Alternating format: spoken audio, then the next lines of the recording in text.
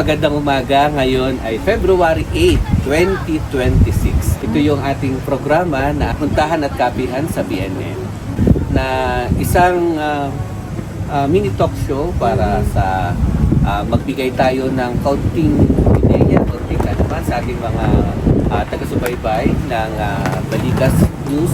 At syempre, ito ay tumalakay, yung iba natin mga episode, tumalakay sa iba't ibang mga usapin, iba't ibang mga personahe din ng ating mga nakapanayam. At sa pagkakataong ito, light lang naman to. Kasama natin ang ating kaibigan, isang kinikilala sa iba't ibang larangan, si Tita Shine. Tita Sunshine Aldon. Tita Sunshine ay active sa iba't ibang mga organisasyon. Siya ay member, dating presidente ng Batangas Crown Lions Club. Siya ay member ng Apex Club of Batangas. At siyempre pa, bukod sa pagiging nanay, full-time nanay sa kanyang tatlong magagandang anak. At siyempre, ang kanyang mga anak ay hindi lang basta pinalaki na as an ordinary girls, kumbaga. Oo.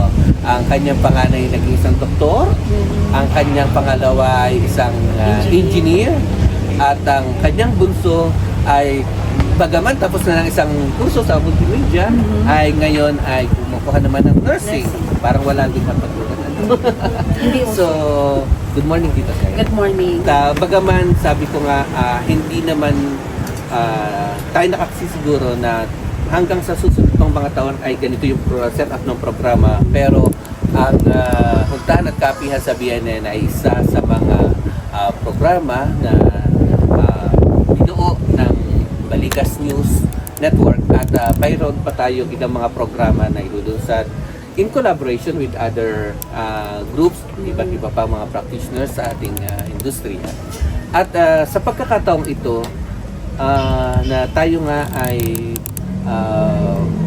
pag-uusapan lang natin, kumusta naman yung buhay ng isang from a city girl. Dati galing siya sa Kabayanan, ngayon siya ay nasa sa bukid na. Ang masasabi ko lang ay simple living is much happier than pag nasa city life ka. Kasi sa city life, at saka healthier. Sa city life, isang galaw mo lang, gastos. Pwede ka nang umorder ng food na hindi mo alam kung gaano ito ka-healthy ang mga inilalagay. Samantalang pag nasa bukid ka, may tanim-tanim kang gulay, may mga alaga kang may itlog ka, may baboy, may kahit ano-anong mga hayop na pwede doon mo na lang kukuhain. Sure ka na healthy talaga yung kinakain mo everyday. Nung panahon kanina, mga alaga mo lang sa bayan, sa Alangilan, ay ilang mga halaman sa paso, pusa, at nung panahon ng pandemic ay Plantita. naging plantita ka rin. Pero hindi iyon yung mga halaman talaga na inakala mo na aalagaan mo sa kayo. Yung mga hayop na dati pusa lamang ang alaga mo. Ngayon ay ilan ang iyong baboy? I have 50 heads, 50 heads. tatlong inahin. Pets pa ba yan? Hindi. Alaga. Ito yung literal na aliwang kumikita. Yan. Yan. Alaga na pag binibili na, ang sakit, satisfaction ano? naiyak ako. As in, iniiyakan ko talaga. Kaya pag kinukuha, naalis na ako. And then, meron akong mga 60 heads na organic chicken. Meron akong pabo. Meron akong ducks. And then, dati meron akong kambing. Pero hindi ko masyado pang natututukan. Kaya as of now, napafocus ako sa hog racing. Itong mga 50 heads mo ng baboy ay ilan ang fattener? Ilan ang... ang fattener ko doon ay 47. And then, ang aking inahin ay 3. First time ko magpaanak this month, end of this month. First time ko, kaya super excited. Nag-aaral pa din kung kung paano. At ang bilis ng panahon, ang bilis ng oras. Pagkakagaya kung nasa golden years na, ang mga anak ay may kanya-kanya ng trabaho, malayo sa akin. Kumbaga ako lang. Dumating yung time na parang nakakasad na hindi pala ganun forever kasaya pagkasama ang mga anak. And then, na-realize ko na siguro pag nung una city life, masaya. Pwede kang pumunta ng SM, masaya. Pero iniisip ko, parang madali ako mamatay. Pero may time ka pa rin Sa naman city. na nakakasama yung mga anak mo kasi nagkaroon ka din ng pagkakataon na Mag-visit, mag-visit sila. Oo. Ang kanya pong mga anak, ang dalawa ay nasa sa Amerika. Kaya bunso na lang ang naririto, tatlong babae, no? Tapos biglang nakahiwa-hiwalay pa. Pero ang sabi nga, yung kasiyahan ng isang ina, ang mahalaga yung connection mo sa kanila. At ang iyong mga apo ay meron ka pa rin connection sa kanila. At from time to time nga, nabibisita. Tapos ito, busy ka lagi sa iyong mga alaga. Alagang Kumikitang aliwang kumikita. Yan, oo. Dahil hindi lang basta, siya po kasi napakahilig sa mga pets. Kaya kahit saan siya makakita ng pusa, ay delikado yung mga pusa pag-alagala at baka madampot niya. Oo. Mga asong gala at mga asong walang nag-aalaga na ampun niya.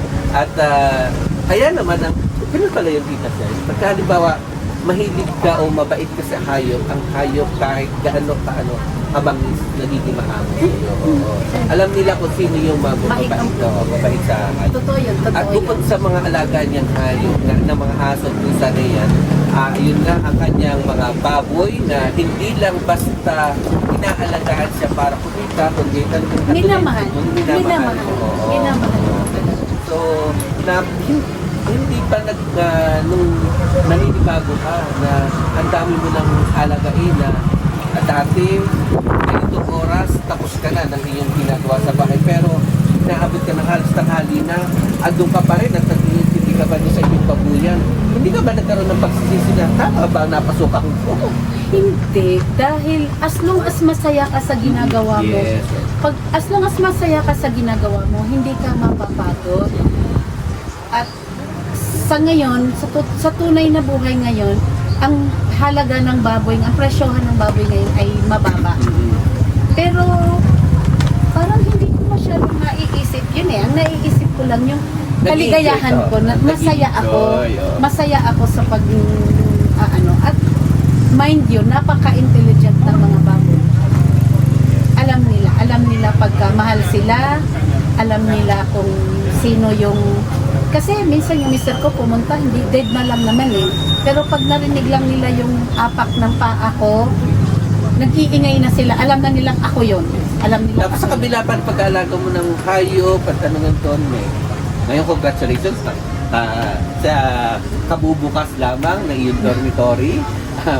Fully occupied na. Fully occupied na. Talagang ganyan talaga kapag sabi nga masinop ka sa lahat ng bagay. Ang tanong ko lang, sa sobrang busy nyo sa mga bagay nito na pinagkakabalangan, nagkakaroon ka pa rin ba ng time para sa sarili mo na kumbaga, i-enjoy mo yung kasi tumawid ka na galing ka na sa isang plain housewife na nag-intindi sa yung mga anak, malalaki na yung mga anak mo, ngayon mga lagang hayop na lang. Pero yung time mo para sa iyong sarili. Oo naman. Pero, ewan ko lang, kasi hindi ako yung outgoing na tao eh. Gusto lang sa bahay. Pero, once in a while, natin Nabibigyan ako. mo, oo. Oo, syempre, mahirap din mga puro baboy na lang at puro pusa at manok at ducks ang harap ko. Once in a while, na-attend ako ng meeting ng Lions. Pagka, na-attend ako ng meeting ng Apex. At saka, pero yung kagaya nung dati na, hindi ko lang, siguro getting old na din lang siguro talaga. Yung nawala sa akin, yung pagpupunta ng mall na store hopping, yung kahit wala namang bibilhin, natutuwa lang pumasok dito, tapos bibili na lang. Ay, gusto ko to. Yung, punta kaya ako sa store na yon, nawala na sa akin Sa yun. tingin mo, Tita Sen, ano yung naging parang guiding inspiration mo? Bakit ganito yung kinarapnan ng iyong buhay? Bakit ganun? Ano ba yung prinsipyo mo sa buhay? Alam nyo, lumaki ako sa lola ko. Isa sa mga tinuturo niya sa akin, bata pa ako, ay ito. When you are still young, you work for money, then invest.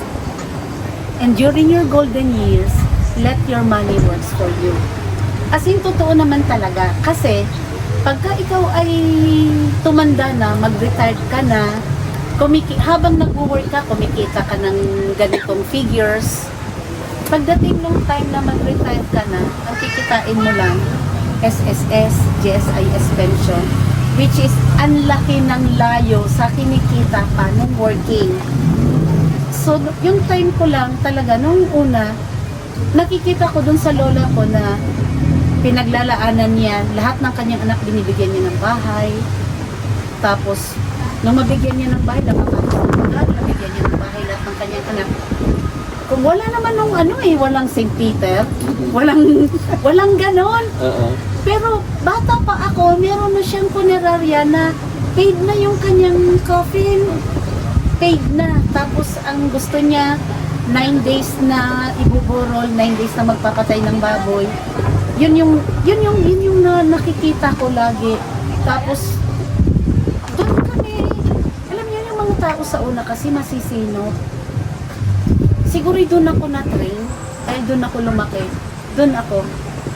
Credit ko talaga sa aking lola na ang pangalan ay Fabiana Remotigil Llenos. As in, yung Fabiana yun kakabit pa sa pangalan ko hanggang ngayon. Siguro kaya ganun ka binibless kasi bukod sa masipag, at talagang andyan yung suporta din ng pamilya. Ang kanyang pong asawa ay isang seaman, tapos ang kanyang mga anak, ang kanyang panganay ay isang doktor, ang pangalawa ay isang engineer. Kumbaga connect ka ito. At yung kasipagan ay nagmamaris din, tapos ikaw ay kumukuha din dito ng inspiration para makatulong sa iba. Sige, dahil kaya nga ikaw ay bilang isang matatawag natin active sa mga samahang sipiko, makakapag-share sa ating kapwa. Siguro dahil nga tumama din sa iyo yung katulad ng sinasabi sa isang verse sa Bible. Sabi nga, keep your lives free from the love of money and be content with what you have. Because God has said, never I will leave you, never will I forsake you. So talaga, yan po ang sinasabi sa Hebrews chapter 13 verse 5. At tama nga na alam niyo po, bukod sa andyan yung kasipagan, andyan yung blessing na may maganda naman trabaho ang kanyang asawa, ay talagang nagsishare sa ating kapwa sa mga nangangailangan. At yan ang talagang isa sa tatak nyo. Anong inyo may share na kumbaga ay may papayo sa ating mga kababayan, sa ating mga nanonood na mga katulad yung mga wife, anong may i-share nyo sa iba pang mga ina ng tahanan o iba pa nating mga kasamahan kung paano i-handle ang ganitong kaso? Alam niyo ako,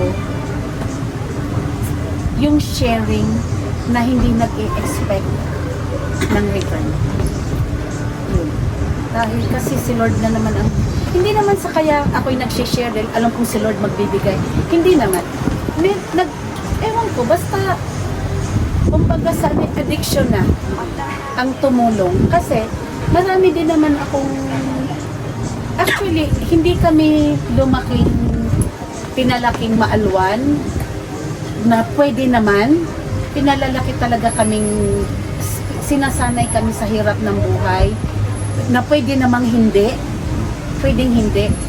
Nakikita ko lang, siguro kinalakhan ko na talaga na yung lola ko as in may 30 scholars na sa bahay nakatira, magtatrabaho sila, mag-aalaga ng hayop, yung kita nun, ginagastos para sa kanya. Parang yung ganon, na hindi naman nag-expect ng return. Kasi feeling ko parang mas blessed ka na tumulong ka, na hindi nakikita, hindi na i-publish, tumulong ka na hindi ka nag-expect ng balik. And yung blessing naman para sa akin, hindi yung pera lang. Yes. Hindi yung pera lang. At sabi nga, kapag ang sinabi ay nagbibigay, tumutulong na hindi naghahangad o hindi naghihintay ng kapalit, hindi ang ibig sabihin lang nun ay yung ibabalik sa iyo yung itinulong mo, tatanawing utang na loob mo, in one way or another, makakatanggap ka ng ganitong klase ng material na bagay, kundi maging yung pagkilala. Hindi ka lang magbibigay para sumikat. Kumbaga kasi minsan may mga taong ang pagbibigay, ang pagtulong, dahil gusto sumikat.